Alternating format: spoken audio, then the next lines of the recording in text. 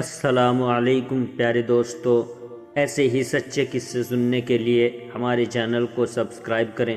بسم اللہ الرحمن الرحیم۔ نماز ساری عبادتوں میں سب سے زیادہ اہم چیز ہے۔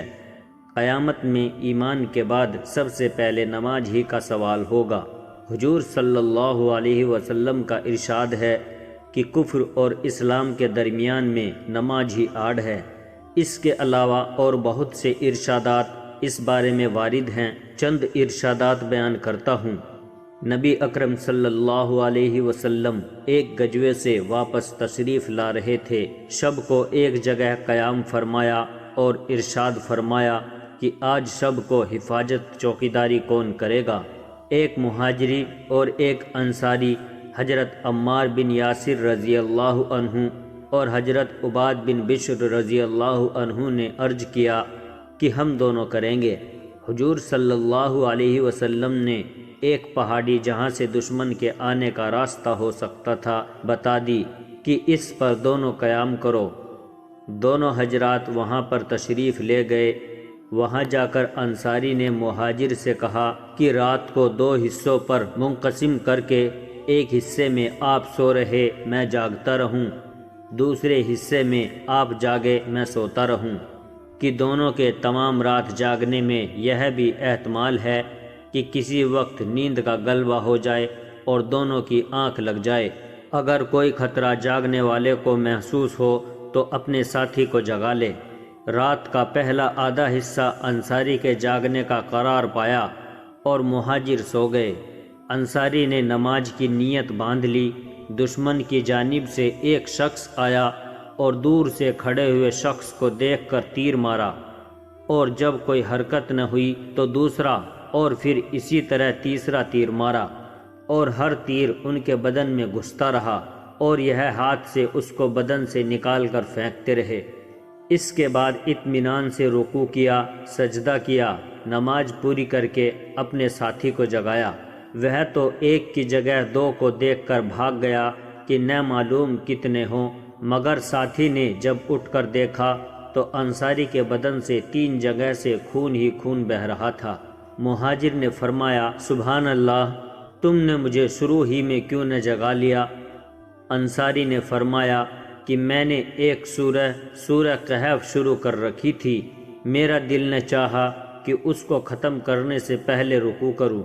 اب بھی مجھے اس کا اندیشہ نہ ہوا کہ ایسا نہ ہو میں بار بار تیر لگنے سے مر جاؤں، اور حضور صلی اللہ علیہ وسلم نے جو حفاظت کی خدمت سپرد کر رکھی ہے وہ فوت ہو جائے۔ اگر مجھے یہ اندیشہ نہ ہوتا تو میں مر جاتا، مگر سورہ ختم کرنے سے پہلے رکوع نہ کرتا۔ ثابت رضی اللہ عنہ کہتے ہیں کہ عبداللہ بن جبیر رضی اللہ عنہ کی نماز ایسی ہوتی تھی کہ گویا لکڑی ایک جگہ گاڑ دی۔ ایک شخص کہتے ہیں کہ ابن جبیر رضی اللہ عنہ جب سجدہ کرتے تو اس قدر لمبا اور بے حرکت ہوتا تھا کہ چڑیا آ کر کمر پر بیٹھ جاتی۔ ایک مرتبہ نماز پڑھ رہے تھے، بیٹا جس کا نام ہاشم تھا پاس سو رہا تھا۔ چھت میں سے ایک سانپ گرا اور بچے پر لپٹ گیا۔ وہ چلایا، گھر والے سب دوڑے ہوئے آئے، شور مچ گیا، اس سانپ کو مارا۔ ابن جبیر رضی اللہ عنہ اسی اطمینان سے نماز پڑھتے رہے۔ سلام پھیر کر فرمانے لگے، کچھ شور کی سی آواز آئی تھی، کیا تھا؟ بیوی نے کہا، اللہ تم پر رحم کرے، بچے کی تو جان بھی گئی تھی، تمہیں پتہ ہی نہ چلا۔ فرمانے لگے، تیرا ناس ہو، اگر نماز میں دوسری طرف متوجہ کرتا تو نماز کہاں باقی رہتی۔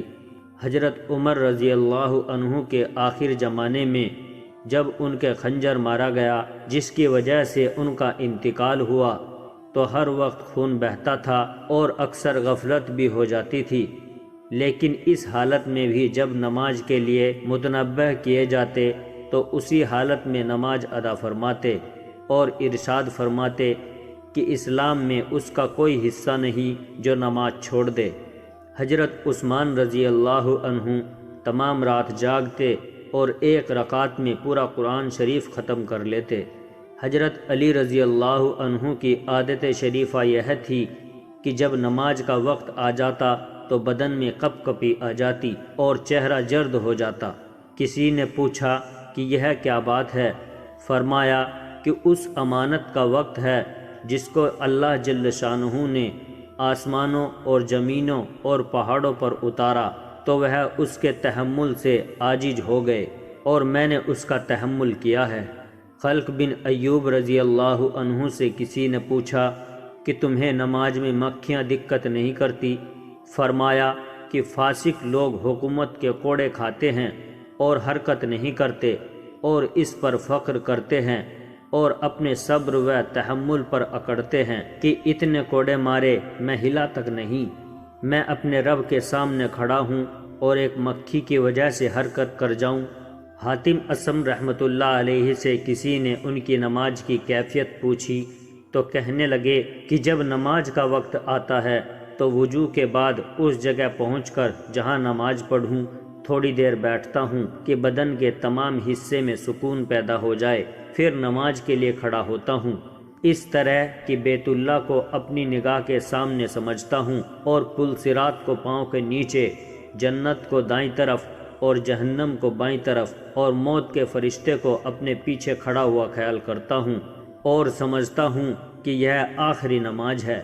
اس کے بعد پورے خشوع خضوع کے ساتھ نماز پڑھتا ہوں اور اس کے بعد امید اور ڈر کے درمیان رہتا ہوں کہ نہ معلوم قبول ہوئی یا نہیں۔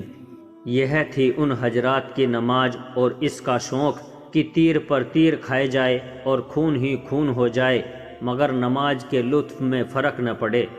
ایک ہماری نماز ہے کہ اگر مچھر بھی کاٹ لے تو نماز کا خیال جاتا رہے۔ ایک حدیث میں حضور صلی اللہ علیہ وسلم کا ارشاد ہے کہ قیامت کے دن جب حق تعالی شانہ تمام دنیا کو ایک جگہ جمع فرمائیں گے تو ارشاد ہوگا، کہاں ہیں وہ لوگ جو خوشی اور رنج دونوں حالتوں میں اللہ کی حمد کرنے والے تھے؟ تو ایک مختصر جماعت اٹھے گی اور بغیر حساب کتاب کے جنت میں داخل ہو جائے گی۔ پھر ارشاد ہوگا، کہاں ہیں وہ لوگ جو رات میں اپنی خوابگاہ سے دور رہتے اور اپنے رب کو خوف اور رغبت کے ساتھ یاد کرتے تھے؟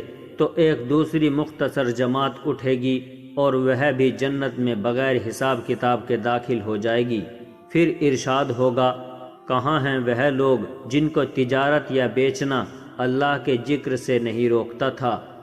تو ایک تیسری جماعت مختصر سی کھڑی ہوگی اور جنت میں بغیر حساب کتاب کے داخل ہوگی۔ اس کے بعد بقیہ لوگوں کا حساب شروع ہو جائے گا۔ اللہ تعالی ہم سب کو خشوع خضوع سے نماز پڑھنے کی توفیق عطا فرمائے، آمین۔ پیارے دوستو، ویڈیو اگر اچھی لگی ہو تو ویڈیو کو لائک اور شیئر کریں اور ہمارے چینل کو ضرور سبسکرائب کریں، اور جاتے جاتے ہمیں اپنا ایک پیارا سا کمنٹ ضرور کر دیں۔ السلام علیکم ورحمۃ اللہ وبرکاتہ۔